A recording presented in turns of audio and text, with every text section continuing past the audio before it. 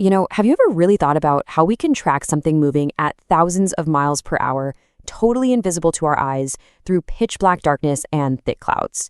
It sounds like something out of science fiction, right? Well, it's not magic, it's radar. And today, we're going to pull back the curtain on the incredible physics that make it all work.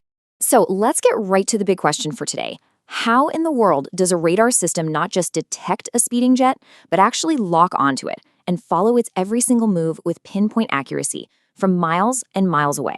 Let's dive in. Well, it turns out the answer comes down to two really ingenious techniques, each with its own unique way of solving the problem. On one hand, you have Conical Scan, which is the older, kind of simpler method. And on the other, you've got the more modern and advanced Monopulse Tracking. We're about to see how these two stack up. Okay, here's the game plan for our journey today. First, we'll talk about the real challenge of just trying to pinpoint a moving target. Then, we'll put Conical Scan and Monopulse head-to-head. After that, things get weird. We're going to explore how the atmosphere itself can bend radar waves and create strange things like radar ghosts and blind spots. And finally, we'll wrap it all up with a challenge to see what you've learned.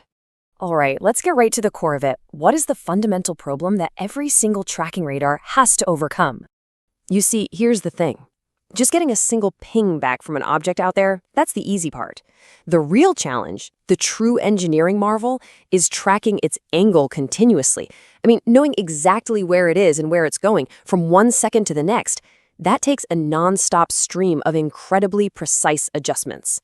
So how did engineers solve this puzzle of constant high-precision tracking?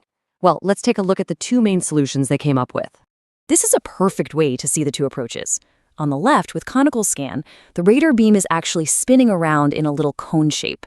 The system basically listens for when the reflected signal is strongest to figure out if the target is in the center of that cone.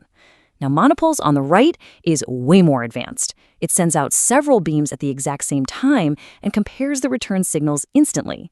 So what's the difference in the real world? Well, Conical Scan has a simpler design, sure, but because it has to spin and listen, its updates are slower. That makes it pretty easy to jam or fool. Monopulse, on the other hand, and the clues in the name, gets all the data it needs from a single pulse. That means you get instantaneous, super accurate updates, which makes it way, way harder to mess with. Okay, time to put you in the hot seat. You've got a fast, agile fighter jet zipping across your screen, pulling all kinds of maneuvers. Which system are you going to bet on to keep a solid lock? Yeah, if you said Monopulse, you are absolutely right. For something that can change direction in the blink of an eye, you need those instantaneous updates. It's a no-brainer. Now, tracking would be a whole lot easier if radar waves were just traveling through empty space. But of course, they're not. They have to push through our atmosphere. And that, my friends, is where things start to get really weird and a little complicated. In a perfect world, a radar wave would shoot out in a perfectly straight line forever. We call that the radar line of sight. In that scenario, the only thing stopping you from seeing farther would be the actual curve of the planet. But our atmosphere is not a perfect vacuum, not even close. It's a chaotic mix of different air densities and temperatures, and all that chaos causes radar waves to actually bend. The phenomenon is called refraction. You can basically think of our atmosphere as a giant, invisible, and totally unpredictable lens. And you can see it right here. Because the atmosphere generally gets thinner the higher you go, the radar beam doesn't just go straight. It actually gets bent, or refracted, slightly back down towards the surface of the Earth. So how on earth do engineers deal with this bending? Well, they use this really clever mathematical trick called the effective Earth radius. Basically, instead of trying to calculate a curved radar path over the real Earth, which is super complex, they pretend the radar path is straight, but that it's traveling over a slightly bigger imaginary Earth. It sounds weird, but it lets them use much simpler math to get an incredibly accurate answer. So this atmospheric bending doesn't just mess with your range calculations. Under the right conditions, it can create some truly bizarre, almost supernatural effects. So welcome to the weird world of radar ghosts and blind spots. Okay, so here's a real mystery for you. We know radar is basically line of sight limited by the horizon. So how is it possible that a radar system can sometimes see a ship that is physically over the curve of the Earth, completely out of sight? The answer is this amazing phenomenon called ducting.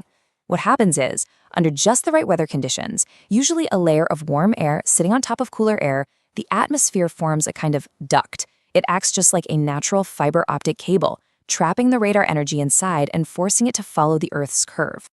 You can see in this picture how the signal literally gets trapped in that surface duct. It just bounces between the ocean and that atmospheric layer over and over.